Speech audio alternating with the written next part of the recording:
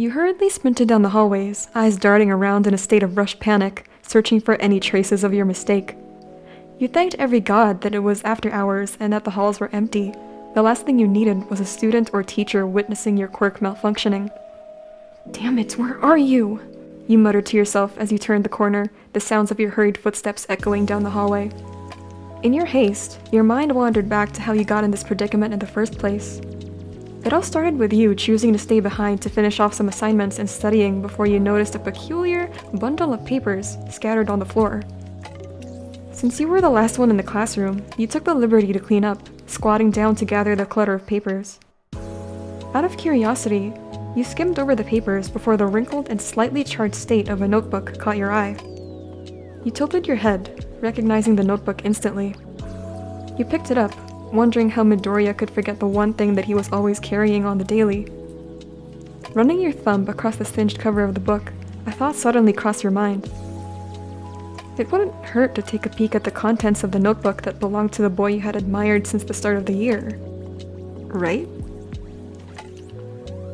You didn't intend to become so invested in the hasty scribbles that was Izuku's handwriting, but the level of attention to detail, theories, and overall information Midoriya had written about each of your classmates was impressive. You continued to skim through the notes, stopping at a particular page that had a very familiar name written at the very top. Your eyes gradually widened the more you read what Midoriya had written about you and your quirk, taking notice of the small hearts drawn across the page that brought a blush to your cheeks. A hand found itself covering your mouth in shock when you flipped the page and saw what could have been the most beautiful sketch of you. The amount of effort Izuku put in the drawing made your heart swell. The second that followed was a blur for you stumbled back in surprise when the notebook suddenly burst into a thick cloud of smoke.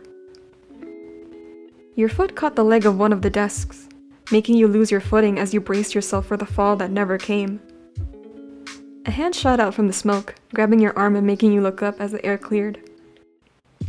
There stood a boy who looked no older than you, glasses framing his face and white hair tied into a low ponytail. If your heart wasn't set on Midoriya Izuku, you would have probably found this boy attractive. What the... You were about to ask, but then cut yourself off.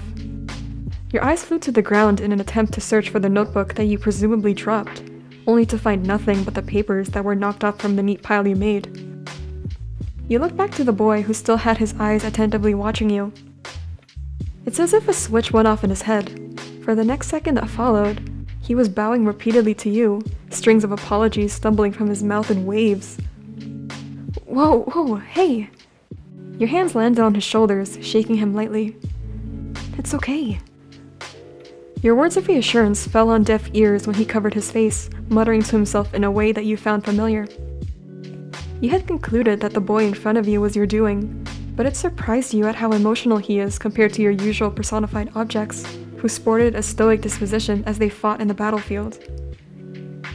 You stood there awkwardly, comforting this personified notebook from having a mental breakdown. During the few moments he was sulking to himself, you quickly realized that he seemed to have picked up Izuku's mannerisms, which made some sort of sense, being his notebook and all. Daiki, it's okay, you cooed, giving the poor thing a name out of habit, something you did with every item you personified. He currently had his arms entangled around his head, making you give a helpless smile at how similar he was to Midoriya. You thought that it was wrong of you to personify an item that meant a lot to your crush, but for some reason, you couldn't bear to turn the boy back. But you knew you had to. There were several moments during your life where you refused to turn an object back solely because you grew emotionally attached to them, only to be emotionally distraught half an hour later when your quirk deactivates. I'd love to have you stick around, hun, but I have to turn you back and bring you back to Midori. He jerked away from your outstretched hand, which was prepared to turn him back to his inanimate form. He had his hands up in defense, as if he didn't want to be turned back. You cocked your eyebrow at this. You don't want me to? One moment, he was a timid, muttering mess who seemed to speak unending apologies as a second language as he bowed profusely to you. The next, he was dashing out the door faster than the speed of light. Seconds passed with you slowly processing what on earth just happened, before bolting after him,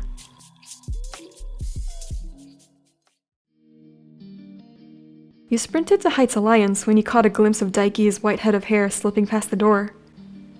You called out to him again before swinging the door open yourself, being greeted by the multiple bewildered faces of your classmates in the common room.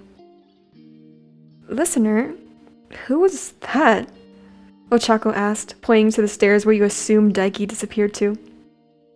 He was probably looking for Izuku. And that was the last thing you wanted. What was Midoriya going to think when he found out you had used your quirk on something he cherished? "Sorry, no time to talk," you said, rushing past your friends and sprinting up the stairs, careful not to trip. You almost bumped into Tokoyami when you reached the second floor, quickly taking notice of the wide-open door of Izuku's room. You heard a faint shriek from inside, your feet carrying you to his doorway. Just by standing in the entrance, you could already see the questionable sight before you.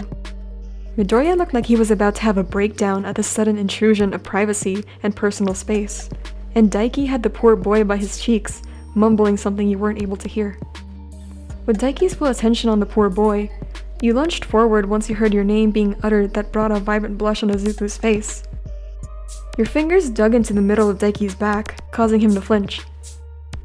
That familiar puff of smoke erupted from his body before you heard the soft thud of Izuku's notebook on the floor, back to its original form. "Listener?" Izuku squeaked once the smoke dissipated, coming face to face with you. You smiled awkwardly. "Hi. So, that was my..." Izuku drifted off, eyes traveling to his notebook before the flush on his cheeks grew darker. An amused smile fought its way to your face when you saw what page the notebook landed on when it fell. It was the page that contained the sketch of you. Midoriya scrambled to pick up the book, turning to shove it in his backpack, almost stumbling over his feet in the process. "I'm so sorry, I didn't mean to." A wave of confidence washed over you, walking over to Izuku, who had his back turned to you. You felt him tense when you laid a gentle hand on his shoulder, watching as his eyes met yours before darting back to the floor. The tinge of pink never left his cheeks, making you lay a hand on his face and guiding him to look at you. "Deku," you said softly, moving in to land a peck on his forehead. You heard his breath hitch. "I thought it was lovely." His head jerked up. "Really?" You nodded. An idea came to mind, making your grin go wider. You tilted your head cheekily. "If you want, I could be your muse more often." Your offer made Izuku cover his mouth, a giddy smile fighting its way to his lips as he looked away briefly. His eyes shot back to you, a spark in his eyes telling you he was planning something. And you were right. With a quick motion, he leaned forward and pressed his lips to your cheek. It was tender, innocent, and a little hesitant, but nonetheless, it was a sweet gesture that made your heart flutter. He pulled away, the warmth of his lips still lingering on your cheek.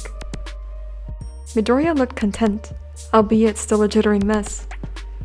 He scratched the back of his head, giving you a sweet smile and a nod to your request. Noted.